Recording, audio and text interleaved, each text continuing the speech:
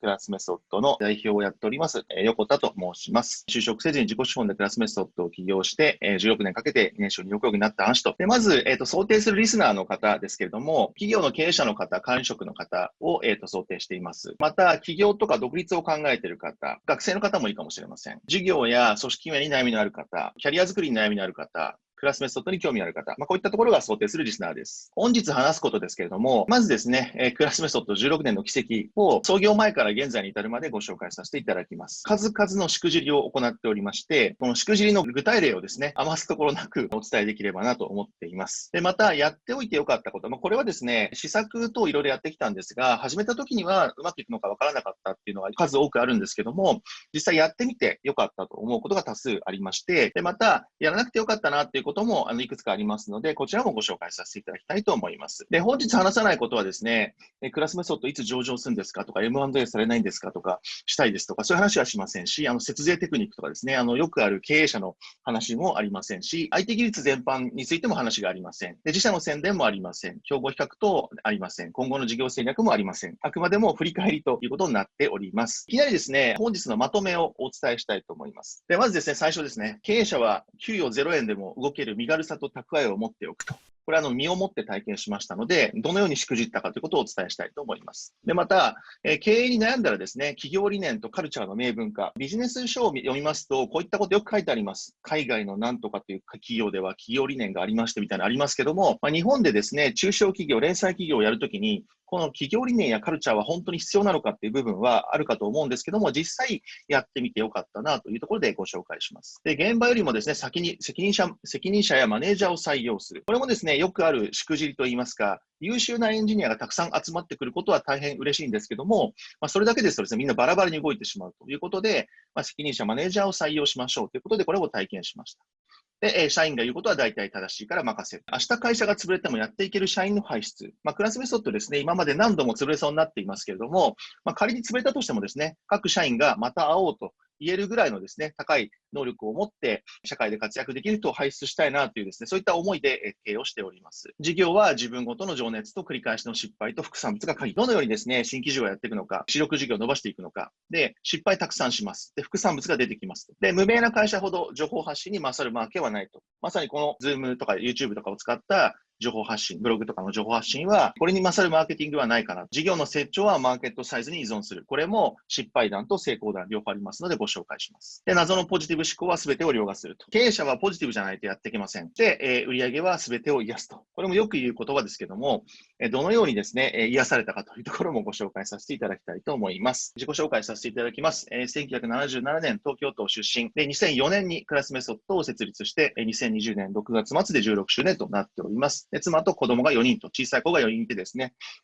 今も毎日てんやわんややっております。はい。で、AWS の資格は1回全部執行したんですけども、また最初から全部取り直しておりまして、年内にはコンプリートしたいなと思っております。で、最初にですね、クラスメソッドの過去の業績を、すべてお伝えしたいと思います。直近ですね、2020年6月期、先月のですね、決算、まだ手続き中ですけども、おそらくこのぐらいだろうというのが出ています。だいたい215億円ぐらいの、決算となる予定です。で、ここ何年かは、だいぶ倍々な感じで伸びてるんですけども、その前を見ていただくとですね、はい、この長いトンネルですね。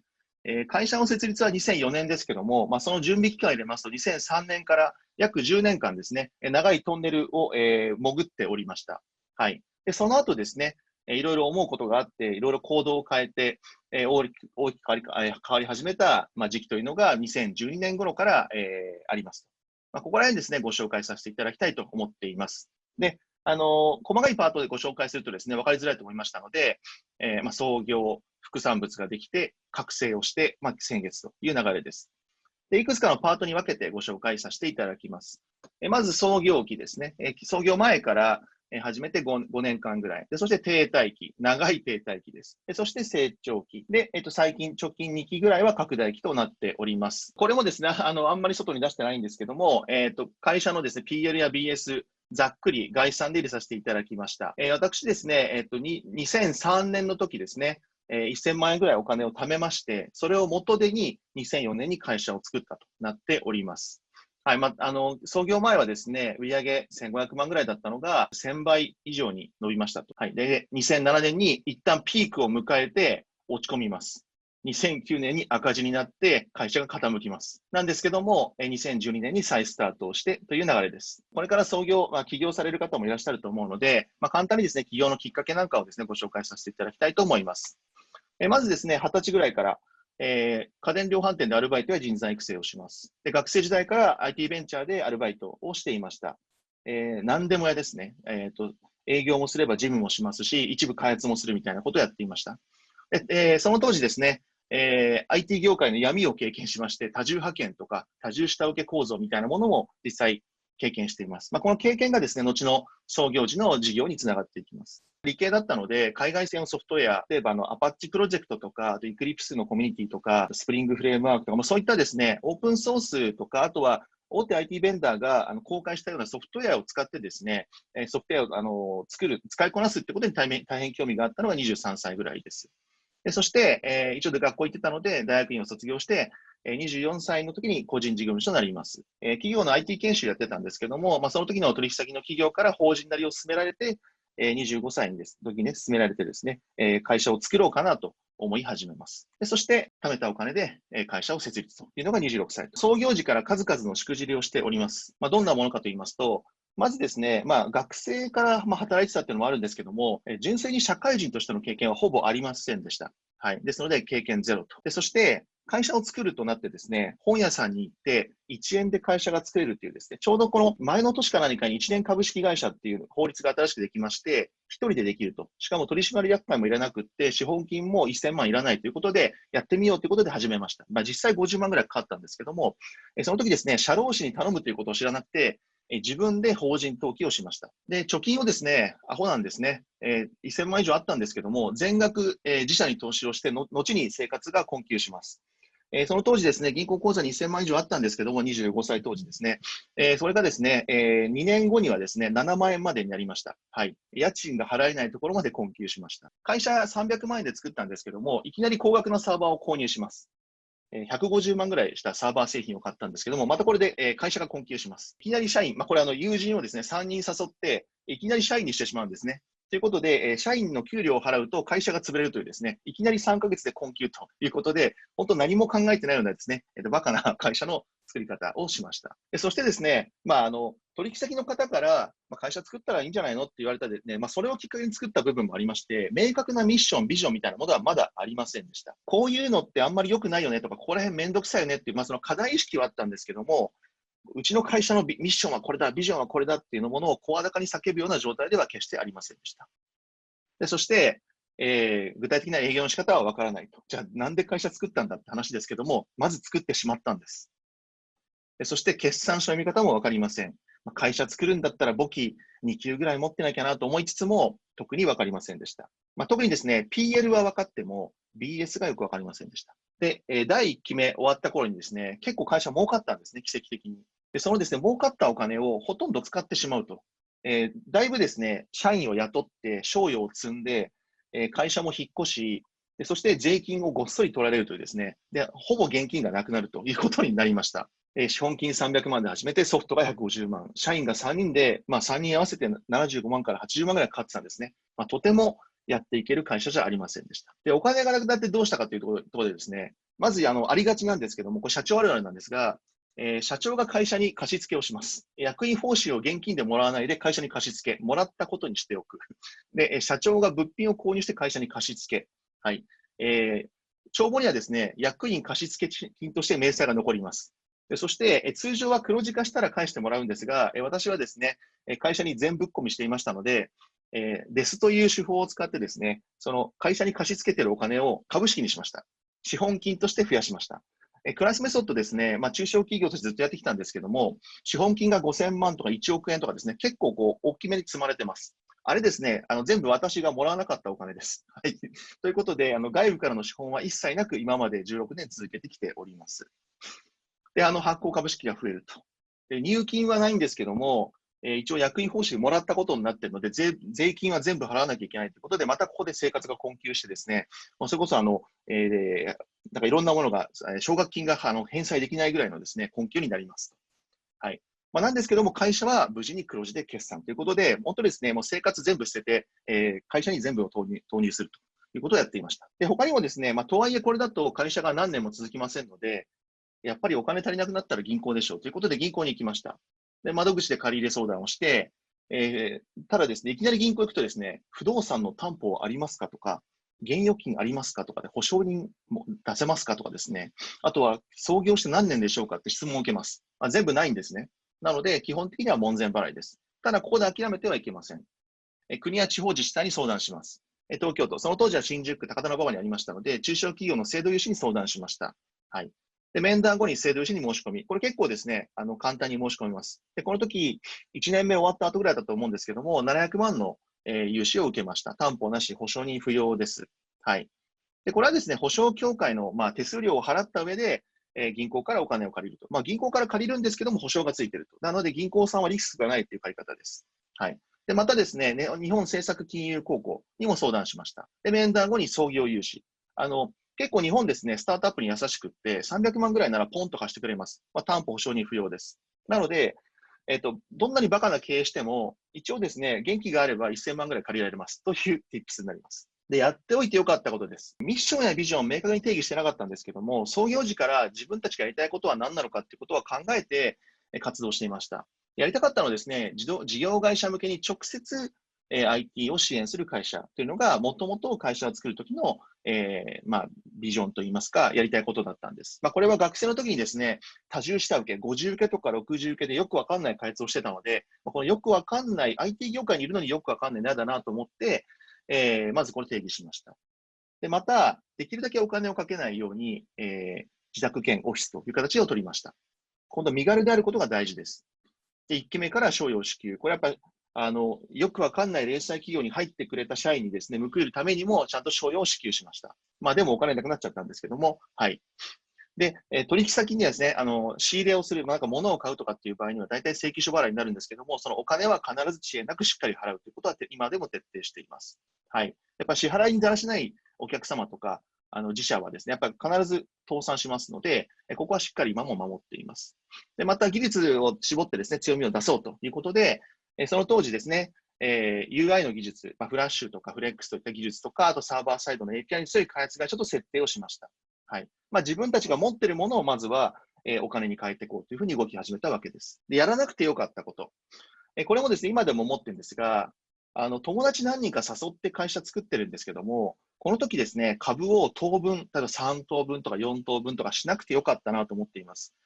また、結構ですね、2年とか3年やっていると、どこで聞きつけたのか、VC の方から連絡が来たりとかですね、お金持ちになりたくありませんかとか、いろいろ誘惑が来るんですけども、いやいや、大して商品とか持ってないのに、いきなり外からお金を調達するのは良くないなと。まずは自力をつけようと。で、また、何かですね、お金を調達するというのは、具体的なビジョンがあって、それを実現するためにお金が必要だと思うんですけども、まだまだこの当時ですね、俺たちはここでこんだけ儲けんだっていうビジネスプランなかったんですね。なので、経営していく中で、どんどんピボットしたかったんですけども、多分これピボットできなくなるなと思ってやめました。なので、友達も株主に入ってもらわなかったですし、投資家の方にも入ってもらえませんでした。はい。で、また、これあるあるだと思うんですけども、友達と始めるとですね、エグジットのタイミングが合わないんです。ライフステージがみんな違うので、ある人は一生、例えば私は一生やりたい。でも、友人は10年で辞めたい。もう一人の友人は5年で辞めたい。タイミングが合わないんですね。そうすると株買い取りとか結構いろんなお金の問題がさらに出てくるので、これはやめておこうかなということで、全責任は自分で持つということで、自分だけの会社にしました。で、また、自分が動いてもですね、売上、立つんですけども、一番立つんですけども、これやらないと。自分は動かない。自分はあくまでも営業であり、コントロールセンターという形でやるということでですね、個人事業主時代と同じ仕事をすればですね、売上は結構立ったんですが、これだと、起業した意味がなくなってしまうということでやりませんでした。クラスメソッドを16年やっていて、私自身はシステム開発のプロジェクトはほぼ入ってません。ひたすら営業して、プレゼンして、メンバー入ってもらって、で、トラブったら謝罪するみたいなね、そんなことをずっとやってきてます。で、やって申し訳なかったなってことなんですけども、夢や希望を持って会社を作ったんですけども、いきなりですね、集まったメンバーほぼ全員で、お客様先で、常駐開発と夢も希望もないんじゃないかと思われるかもしれませんが、あまりにも社会経験がなかったので、まずは自分たちの力を試そうということで、みんな、あるお客様、これ直接の契約ですね。もう会社作ったばっかの若造の会社をですね、本当に上場企業ですね、非常に大きな会社に受け入れていただきまして、チームで開発をさせてもらいました。今でも感謝しています。これによってですね、売上が超安定します。で、ただですね、社員はですね、不満が出ます。スタートアップとかベンチャーに入ったつもりが、なんでこれ、お客様先で開発なんだろうな、みたいなですね。で、私自身もですね、こう1年間、1年弱やって、売上めちゃめちゃ安定したんですけども、このままじゃやっぱりまずいということで、翌年に完全撤退しました。本当にですね、お世話になったお客様に頭下げて、申し訳ございませんと言って全撤退しました。ただですね、全撤退したはいいんですけども、チーム全員の翌月の仕事が決まっていないと。なので、必死に営業しなきゃいけないんですけども、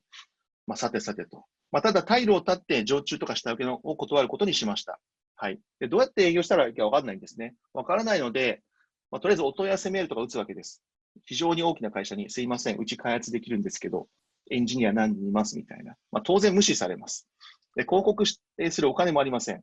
怠慢はたいて広告しても何の問い合わせもありません。で、とりあえず個人で技術ブログでも書いてみるかということで、自分たちが持っている技術を外に出していこうという気持ちでブログを始めました。この時は会社ではなくて私個人のブログとして始めています。で、特定の技術について毎日書く。ネット上の反応がいい。勉強会やってみようかという機運が生まれて、ユーザーグループが誕生します。2005年ですね。で、情報発信すればするほどに反応があるということがですね、分かりました。お客様や仲間が向こうからやってきます。一緒に働きたいとか、この技術を教えてほしいとか、この好循環が生まれたのが2005年です。で、この2005年伸びました。で、その後倍々で伸びます。一番最初にご覧いただいたグラフでは、もう最初の5期とか、もう全部ゼロみたいな感じだったんですけども、5期だけ抽出すると非常にロケットスタートな中小企業でした。なんですけども、数々のしくじりがあります。まずビジネス系の人材がいません。友達と友達の友達をたくさんかき集めて、素人ながらにみんなで勉強して、そしてプロジェクトを回すということで、優秀なエンジニアは多数集まったんですけども、優秀なビジネスマンはほぼいませんでした。で、また、その一癖も二癖もあるですね、エンジニアたちをまとめるリーダー、マネージャーがいませんでした。で、求人広告出しても無名かつ給料が安すぎて誰も来ないと。はい。エースをですね、その当時のエース、創業メンバーにいたエースをですね、マネージャーにしてもですね、当然パフォーマンスは出ないわけです。名選手、名監督にあらずというのはもう地でいきました。そして新規受注の優先で社内体制が整っていないと、バックオフィスもありません。エンジニアが2、30人いて、バックオフィス1人とかですね、営業もゼロみたいな、本当そのぐらいの、極端な会社となっていました。当然、案件のトラブル、超過残業、また、間接費といいますか、これはバックオフィスの費用というよりかは、アサイン漏れとかが発生すると、売上が立たずにですね、そのままコストとして垂れ流すような、あと、リーダーとかマネージャーとかをですね、無理やりこうアサインすると、その人たちはプロジェクト入れないんですね。なので、管理職という形でコストが積み上がってきます。ということで、中間管理職とかですね、そういったものも増えていって、どんどん利益率が下がっていったというのもこの頃です。ただですね、情報発信が功を奏してですね、もうどんどん仕事入ってきました。インバウンドで。結構大きな会社、日本トップ100ぐらいの大きな会社からピンポイントで声かけていただいて、1億を超えるような仕事もさせていただきました。なんですが、間接費が増えて、残業も増えて、利益は大して増えないという、なんかあるあるなんですけども、社員からするとですね、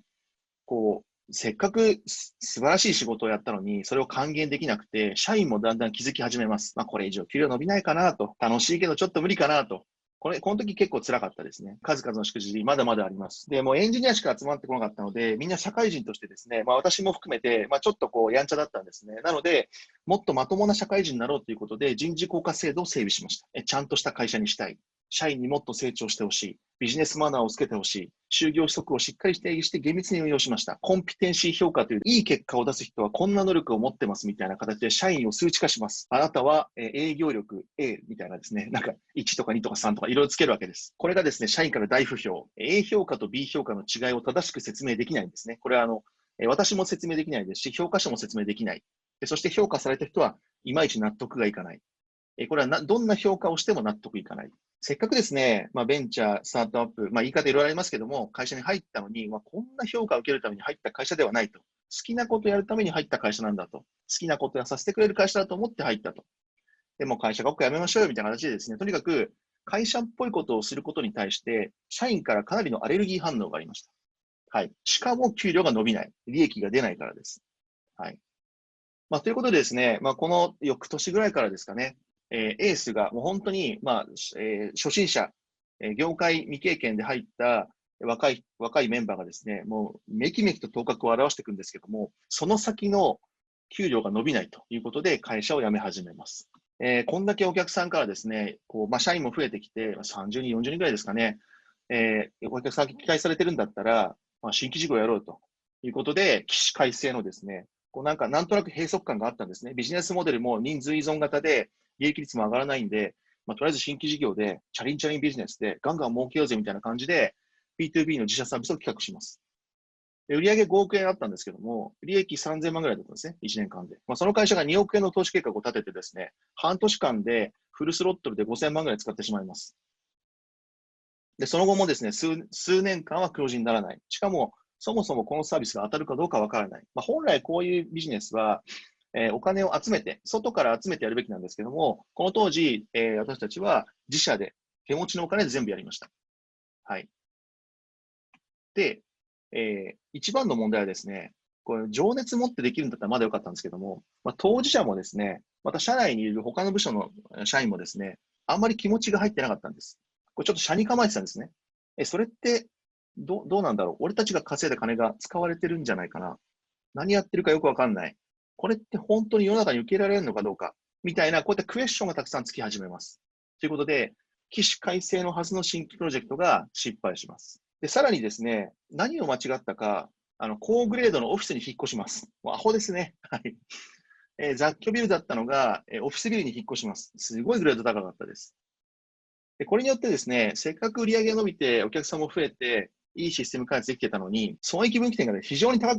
い会社になっちゃったんですね。エンジニアだけだと会社が回らないので、高い紹介フィーを払って、エンジニア以外のですね、営業職の方とか、マーケティング職とか、マネージメントとか、いろんな方入ってもらうんですけども、そもそもお金がない会社なんで、あんまりなんていうかね、高い満足度、やりがいの思った仕事がアサインできないっていう、微妙な感じになっていったんです。なんですけど、ビジネスモデル、で、さらにですね、ビジネスモデルは受託開発中心と。これダメですよね。で、ストックビジネスになってないと。世の中の経営者がみんなチャリンチャリンって言うんですけども、チャリンチャリンビジネスなんて多分世の中の10%もないんじゃないかなと。ほとんどが受託をするとか、派遣をするとか、そういったビジネスだと思ってます。でも夢見るんですね。こうならないかなと。で、当時ですね、大型の案件1億とか2億とかのプロジェクトをしっかりと作って納品して、終わったら終了と。僕らは開発が好きなんですと。保守とか運用とかしたくないんですみたいなですね、変な間違ったとんがり方をしていまして、もう作ったら渡すってことをひたすら繰り返してました。はい。で、ついにですね、赤字決算をやってしまいます。はい。で、赤字決算やるとどうなるかっていうとですね、銀行からの追加借り入れが NG になりました。でこれまではですね、売上がどんどん伸びていたので、売上伸びてますね。運転資金ですねって言って、どんどんどんどんつなぎ融資、お金をバンバン貸してくれます。当時5000万ぐらいですかね。で、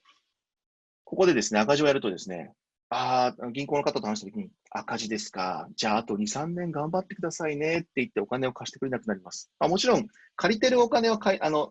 期限通り返せばいいので、貸し剥がしはないんですけども、ちゃんと経営を黒字で回してくださいと言われるようになりまして、困ります。で、困るので、役員報酬を返納します。せっかくですね、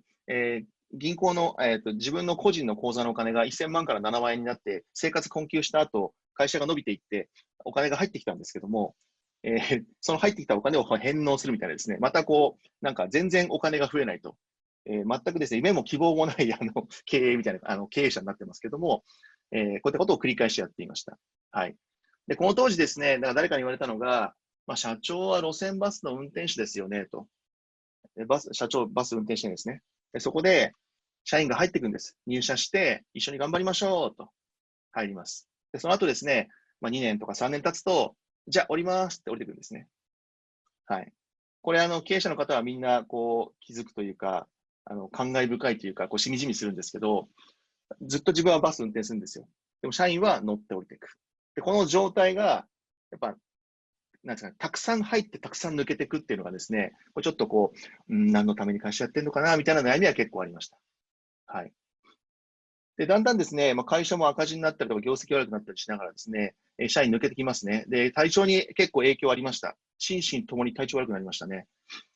信頼していた社員、しかも特にエース級ですね。明るいキャラの誰々君とか、技術に右に出る者はいない誰々さんみたいな人たちが、こう、毎月一人ずつこう辞めていくみたいな感じですね。はい。で、会社はですね、なんだかんだこう情報発信していたので、外面は良かったんですね。でも中身が伴っていない。マネジメントできていない。ビジネスプランも良くない。っていうなんかこう、ちょっと空っぽの恐怖感みたいなものがありました。で、実際に毎月一人ずつですね、社員が辞めて始めて2年ほど続きます。これはボディーブローです。まだですね、同時に20人ぐらい辞めてくれた方が気がすっきりします。はい。毎月ですね、ルノワールに呼ばれてすいません、ちょっと辞めますみたいなですね、これを繰り返します。これは結構辛かったですね。で、当然、言い返す言葉はありません。ビジネスモデルが行き詰まってますので、しかもですね、放満経営といいますか、結構高コスト構造だったんで、当然社員に還元ができません。給料を上げられないし、賞与もたくさん払えないと。はい。で、逆に体調にあんまり影響なかったのはですね、リーマンショックとか、あんまりこう外部環境の変化は、普通じゃないですかみたいな感じで、あんまりこう、影響ありませんでした。で、銀行からたくさんお金借りてたんですけども、あんまりそれもですね、麻痺してまして、また借りればいいんじゃないかなみたいな、そんな感じでした。で、案件トラブル、結構ですね、リリース初日に、システムが止まってしまって、大損害みたいになった時にですね、お客様に呼ばれて、お前どうすんだ、これは土下座しろみたいな感じもあったんですけども、その時はですね、なんて言います、接客業やってたっていうのも、面の皮が厚かったからだと思うんですけども、申し訳ございませんと言って、なんかこう、いい経験してんな、俺、みたいな感じで帰ってきました。で、やっておいてよかったことです。数々の失敗をしたんです。なんですけども、新規事業のチャレンジ自体は良かったです。ただ、それそのものは失敗だったんですけども、反面教師、非常にですね、学びが多かったです。例えば、新しいことを始めるんであれば、低コストでスタートして、繰り返しピボットすべき。最初の仮説はどんどん変わります。で、情熱を持てる当事者を中心にメンバーを集める。やっぱりですね、夢や希望を持って、ワイワイやってくれるメンバーじゃないと、新規事業は辛いです。なんでかっていうと、やっぱりこう、何度も挫折するんですね。挫折しようとするたんびに、俺たち頑張ろうぜって思えるメンバーじゃないとなかなか続きません。で、社内ではですね、その新規事業以外の基盤事業、本当に毎日地道にやってくれている仕事もたくさんあります。で、そういった方たちにですね、透明性のある情報共有、これ非常に重要です。直接関わってない人の応援も新規事業にはもうかなり必要だと思います。で、そしてこれも大きいと思うんですが、そもそもやろうとしていることのマーケットが大きくないとですね、これ、いいものできたんだけど、あれ、売り上げ立たねえってなっちゃうので、ここも、見定める必要があります。はい。で、販路ですね。作るだけじゃダメで、どこにいるか、どうやって売るのか、必要です。で、作って売るだけじゃないんです。作った後ずっと改善し続けなきゃいけないんで、ずっとお金かかります。なので、多分新規事業っていうのは外部から資金調達しなきゃいけないんじゃないかなと。で、キャッシュアウトを支える基盤事業です。当社の場合、もう自己資本だけでやってたので、とにかく、開発部門で稼いだお金を全部新規事業で使うみたいな、そうですね、自社で完結して何度でも失敗できるっていう環境づくりを、しようと思いました。結構無理があるんですけども、しようと思いました。はい。で、この当時ですね、副産物が生まれます。お金なかったので、クラウド上で開発してたんですね。新規事業。2008年です。Amazon EC2 を初めて使いました。こりゃすげえと。なんだこれと。はい。ここで、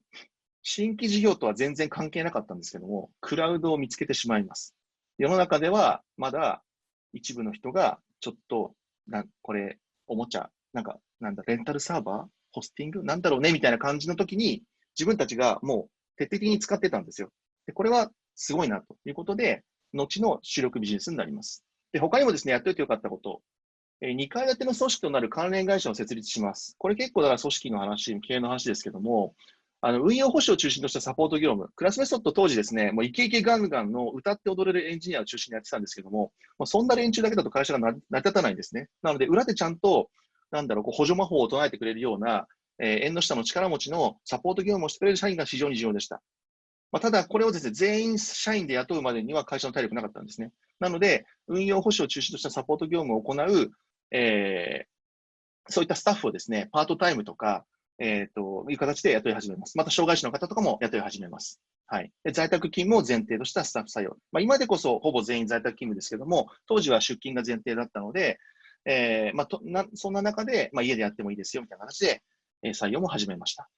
で、また、何ですかね、ちょっと開発疲れちゃったんで、ちょっと裏方で一回やりたいですみたいなですね、再チャレンジしたいっていう、ちょっと心折れちゃったスタッフも結構いたんですけども、一旦この関連会社で英気を養って、また戻ってくるみたいな、新しい場所を探すみたいな。なので、なんか合わないからすぐ辞めてもらうみたいな形じゃなくて、会社の中で、職種転換みたいなことが柔軟にできるようにしました。で、この当時ですね、やっておいてよかったことは、企業理念です。もう今更ですね、停滞期に入って、改めて企業理念、なんで僕ら存在するのか、誰にどんな価値を提供するのかってことを改めて文書化し始めます。創業時に一緒だったメンバーですね、山本さんにですね、こんな企業理念どうかなと。いいんじゃない言ってたことだしと。ということで、創業したメンバーの賛同を得て、企業理念を文字化して、全社に共有を始めました。で、大事なのは、言うだけじゃなくて、明文化して繰り返し、至るところで発信することです。で、この当時、やんなくてよかったなということは、新規事業で失敗しておきながらですね、外部からの資金調達はしなくてよかったなと思って、出資による資金調達はしなくてよかったなと今思っています。バカだったので、未熟なんだけども、自分でコントロールしたかったんですね。その当時ビジネスモデルがやっぱりまだ人数に依存してました。いろんな方から声かけていただいたんですけども、そもそもビジネスモデルが悪いのに、今ここで外部の資本が入ったらおかしくなるなと思って、援助してました。でまたですね、そもそもなんか金持ちになりたいような感じの会社でもないですし、上場とか M&A とかも狙ってませんでしたので、やりたいことをやる会社だったので、やりたいことができなくなる会社だったらいらねえなと思って辞めました。で、そしてお金が足りなくなった時にコストカットを優先したので良かったです。2010年ですね、衝撃的なことが起こりまして、その当時、フラッシュとかフレックスといったような技術を主力にしてたんですけども、これが市場から完全に否定されて、ユーザーグループ活動も停滞します。なので、自分たちの商品がもう使えなくなるというか、誰にも受け入れなくなりました。で、まだこの当時ですね、新規のシステム開発が中心で、ワンショットのみです。保守運用とかしてません。はい。継続開発取りに行かなかったんです。で、インフラの構築とか運用とか手を出さなかったんです。で、以前ですね、使ったクラウド技術に魅了されたんですけども、残念なことにですね、社内ではプログラミング大好きなエンジニアしかいなくてですね、インフラやろうという人はいませんでした。で、私もうまくアピールできませんでした。はい。で、まだ停滞続きます。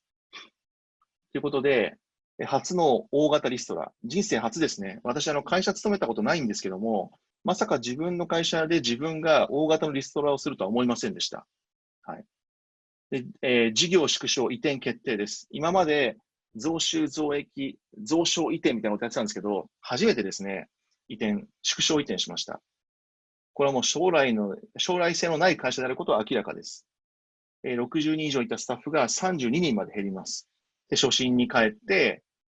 祝辞と言いますか、もうとりあえずもうなんかどうしていいかわかんないんで、ブログ書くかみたいな形で、今まで個人で書いてたんですけども、みんなで書こうということで、ブログを始めます。で、この時ですね、個人的なエピソードとしましては、2010年結婚しまして、2011年に長女が誕生します。はい。で、このあたりでですね、体調を崩して入院とかもしたんですけども、改めて家族とか社員あっての会社だなと気づきます。で、ここ何年かはですね、ずっと社員に言ってることが、このスライドがありまして、まずですね、皆さん働いているのは社員とか家族が第一ですと。もう、とにかくこれが、健康的じゃないと仕事は集中できませんよねと。なので、本当皆さん自身と家族を大事にしてくださいというメッセージを発信したことと、その次に心身ともに健康な上でお客さんに最高のサービスを提供しようと。いうような、こういったですね、優先順位を明確に社員に言い始めました。2012年7月ですね。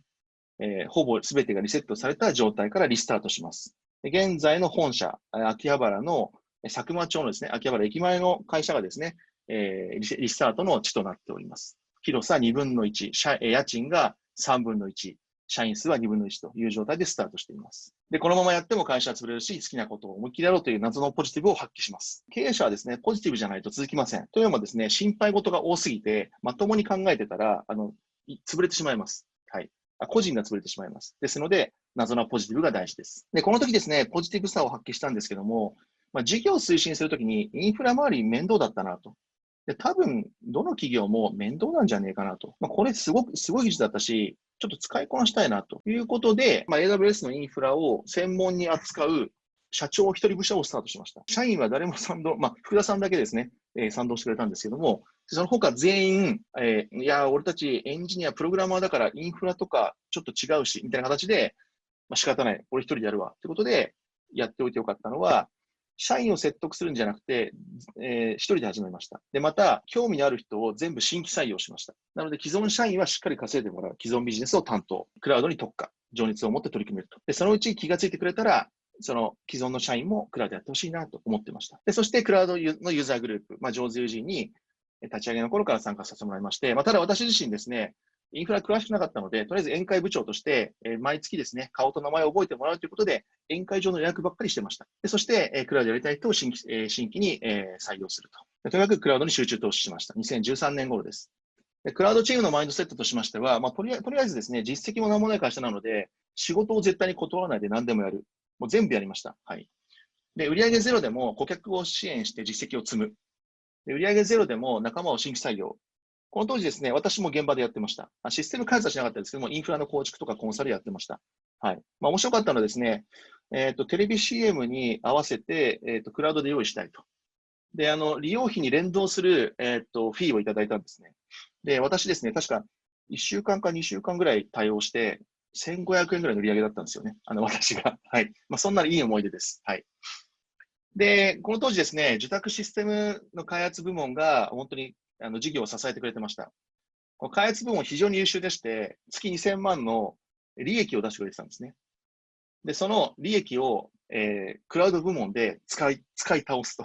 いうことでやってました。クラウドチームですね、10人、20人新規採用バンバンするんですよ。どんどんですね、人件費増えていくんですね。なんですけど、まだですね、世の中クラウドが導入が進んでなかったので、もうひたすら安く受けて赤字ということをやってました。はい。なんですけども、一応この当時はですね、どうせほっといても会社潰れんだからってことで、もうとりあえずここにかけようみたいな形でですね、もう全リソースといいますか、興味があるメンバーを全部突っ込んで、かつ、営業利益出してくれてる部門の部門長からも、応援するよと言ってもらいました。はい。で、ここで起こったのが、ラッキーだったんですけど、リープフロークの現象です。インフラと言いますと、既存のプレイヤーが非常に大手が多かったです。自社のデータセンターを持っている、ハードウェアを売っている、クラウドはやっぱりまだまだ早いおもちゃという扱いだったんですが、クラスメソッドは幸いなことに何も持ってなかったんです。データセンターやってません。ハードウェア売ってません。オンプレに詳しくありません。インフラを変えずに使えるっていうことに感動しました。なので、もうすべてがクラウドからスタートしたというところが良かったのかなと思っています。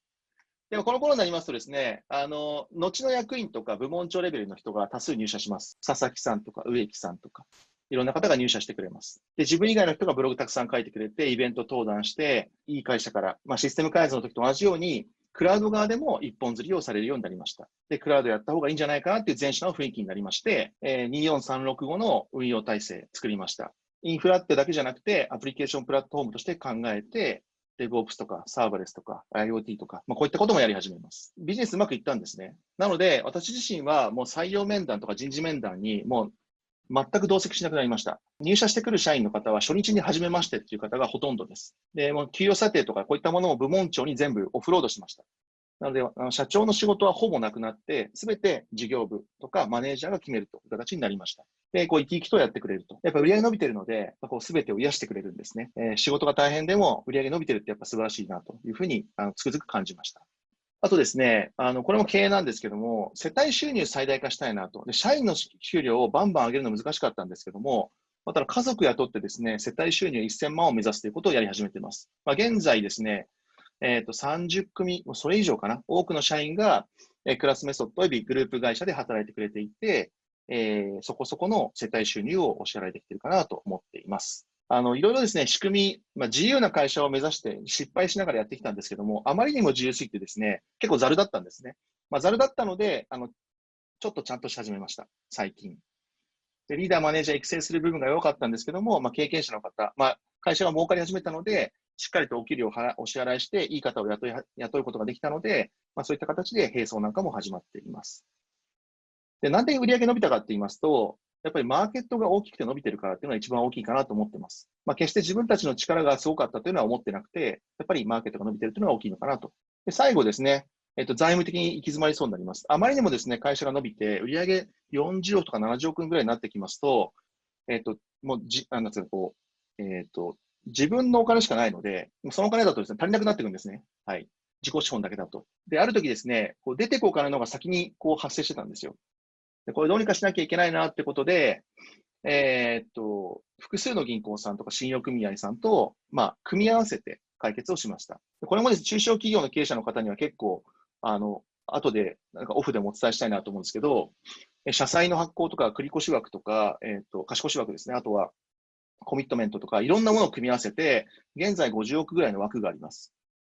純資産とは別にですね。なので、お金を借りるっていうのも結構経営力なのかなと思っています。